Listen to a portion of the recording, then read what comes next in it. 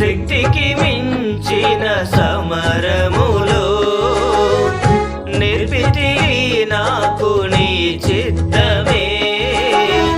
శిక్షకు కావే శోధనలన్నీ ఉన్నత కృపతో నన్ను నింపుటకే. ప్రతి విజయము నీకంకితం, నా బ్రతుకే నీ మహిమార్థం. లోకమంతయు దూరమైనను నన్ను చేరదీసెదవు. దేహమంతయు ధూళి అయినను జీవింపజేసెదవు.